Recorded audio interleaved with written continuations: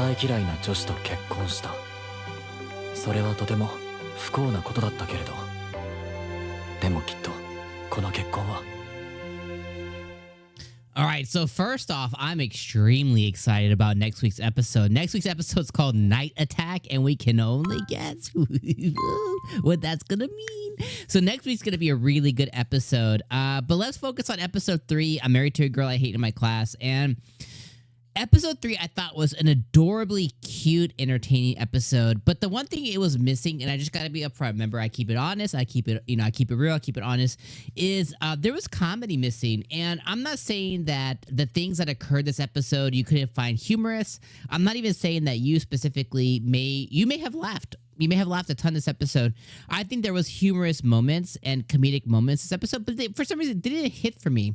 Now, I'm not saying I didn't like the episode. I loved the episode. I thought it was adorable. I thought it was cute, and I was very entertained, and I was very engaged in the episode. Basically, like I couldn't peel my eyes away from the screen, basically. And that's the biggest compliment you can give to an anime episode is like, hey, I couldn't take my eyes off of it for even a second, because that's how engaged and that's how entertained I was by the episode.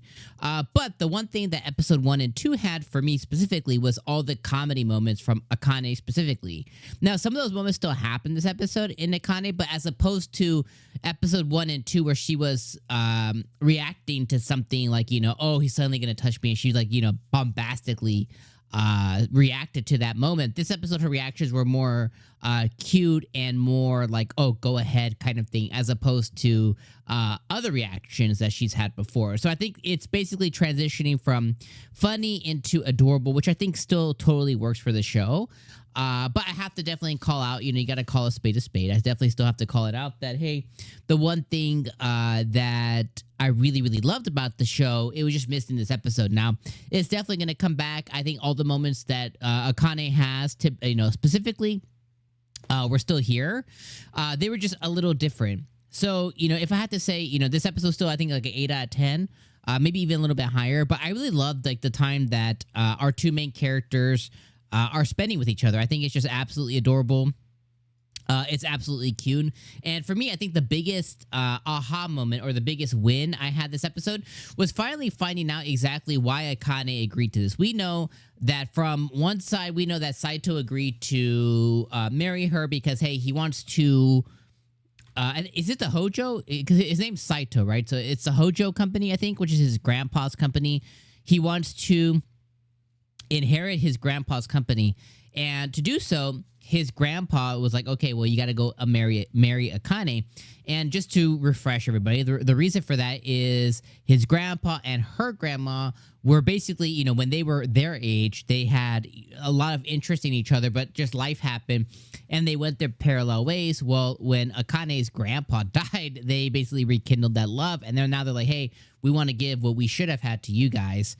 Very weird, whatever, but that's the gist. That's the cookie, okay? So that's what ended up happening. And we finally got to find out why Akane agreed to it, though. And that is because her grandma agreed to fund basically her college and her university because she's trying to become a doctor. Her parents don't have the means to put her through med school. And as you guys can all sympathize with, unless you're getting student loans, med school is extremely expensive. Like, we're talking... 6 figures and upwards, worth of expensive. Typically, regular uni can be about 6 figures or close to. Maybe a little under, just depending how long you spend there and stuff like that. But, it can be around 80 grand, 60 grand, something like that. Just for regular university for not doing anything special. So, med school, you double, triple that because you have to double, triple your amount of time that you're going to be in school as well. So her grandma was like, okay, I'll agree to fund you, but you got to marry, into this family. And then also, grandma selfishly is looking at it. It's like, this also takes care of her financially. If she ends up marrying into the Hojo family, then she's also marrying the Hojo corporation, so she's never gonna have to worry about money again in her life. So yeah, she'll fund her through med school, but she may not even end up finishing med school. She could end up just being an important part of the Hojo company. And if she does decide to finish med school, there's a chance that grandma doesn't even need to fund her all the way, because her now future husband is going to just end up taking care of her and everything, especially because he's going to have the means for it because he has one of the largest corporations in Japan. So grandma's playing 3D chess over here. So I love that. One thing I don't love is putting a stipulation to this degree on when it comes to money and family and stuff like that. Like if my kids were going to do something, of course, I would want them to accomplish something like, hey, you want me to pay for XYZ, you want me to pay for your school? No problem. Here's my bare minimum expectations, you know, probably grade related, attendance related, stuff like that. Maybe even like if they live at home, maybe even something like, what do you call it? Like time restricted, like, hey, you got to be home by 11 or something like that. Like, make sure that studies are your priority kind of thing. But marriage is a little crazy to me. You know, marriage or you know, controlling your kid's life in that sense is a little crazy to me. But regardless, I love that we finally found out that, you know, she wants to be a doctor. She wants to help the sick. I think that was probably the best moment of the show. Outside of that, you know, of course, the infamous Japanese cold hit. I always make fun of this in anime specifically because there's always a character who is like on their deathbed by like a random cold. I don't know about you, but you know, me, any cold I've had, you know, hey, there's probably 90% of the time I'm like working still. You know, I might even shoot a video like this still if I have a cold.